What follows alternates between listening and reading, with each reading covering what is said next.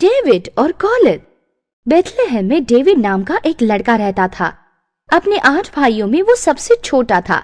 David अपने पिता की भेड़ियों की रखवाली करता था और अपनी वीणा पर मधुर संगीत बजाता था। एक दिन राजमहल से एक आदमी डेविड के पास आया। मुझे राजा सॉल ने भेजा है, वो बहुत दुखी है। उन्होंने पूछा है कि क्या तुम उनके लिए कोई मधुर संगीत बजा सकते हो? हाँ, क्यों नहीं, मैं जरूर चलूंगा। डेविड उस दिन राजमहल की ओर चल पड़ा। उसने मधुर संगीत और गीतों से राजा का मन लुभाया। जल्द ही राजा सॉल फिर से आनंदित हो गए। मैं चाहता हूँ कि तुम यहीं रहो, राजमहल में मेरे पास। ये तो मेरे लिए खुशी की बात है। जल्द ही राजा सॉल को जानकारी मिली कि कोई सैन्य इजराइल की ओर बढ़ रहा है। उसे युद्ध में अपने सैन्य का नेतृत्व करने के लिए जाना था। उसने डेविड को उसके घर भेज दिया। एक दिन डेविड अपने भाइयों को ढूंढने के लिए गया जो सैन्य में थे। जब वो वहां पहुंचा तब उसने देखा कि युद्ध में 2 सैन्य एक दूसरे के सामने खड़े थे और उनके बीचों बीच कुछ आदमी एक विशाल आदमी से बातें कर रहे थे। डेविड ने देखा हुआ उसकी जिंदगी का वो सबसे विशाल आदमी था।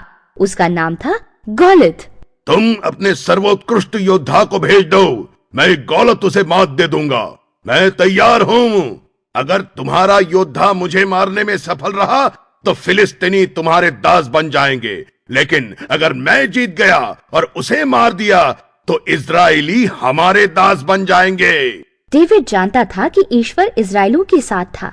उन्हें गॉलियत से डरने की कोई जरूरत नहीं थी। फिर भी ईश्वर उनकी रक्षा करने में समर्थ था। डेविड दौड़ के राजा के पास गया और उन्हें सारी बातें बताई। उसने कहा वो उस महाकाय योद्धा से सामना करेगा। गॉलियत से कोई नहीं लड़ सकता। तुम तो अभी बच्चे हो। गॉलियत के सामने तुम्हारा कोई मुकाबला नहीं। जब मैं अपनी भेड़ियों की रखवाली करता था तब शेर वहां आते थे, लेकिन ईश्वर हमेशा मुझे उनसे बचाता था। वो मुझे इस गॉलियत से भी बचाएगा। अंत में राजा ने डेविड को गॉलियत से सामना करने की इजाजत दे दी। डेविड गॉलियत को मिलने के लिए गया। रास्ते में उसने अपने गोफन के लिए कुछ पत्थर इकट्ठा किए। गॉलियत अभी भी युद्ध भूमि के बीचों बीच खड़ा था। वो सर्वोत्कृष्ट कवच पहनकर युद्ध के लिए तैयार था। डेविड तो बहुत ही साधारण वेश में था। उसने डेविड की लाठी और गोफन को देखकर कहा, क्या मैं कुत्ता हूँ जो तुम ये लाठी लेकर मुझे मारने आए हो? चलो आ जाओ, मैं तुम्हारे टुकड़े टुकड़े करके जानवरों को खिला दूंगा। लेकिन डेविड भी कम धैर्यशाली नहीं था। उसने गॉलियत को जवाब दिया, तुम अपनी तलवार भाला लेकर कवच पहनकर आए हो, लेकिन मैं तो सिर्फ ईश्वर का नाम लेकर आया हूं। हमारे इजराइल का ईश्वर जिसे तुमने ललकारा है। आज उसी ईश्वर ने तुम्हें मुझे सौंपा है।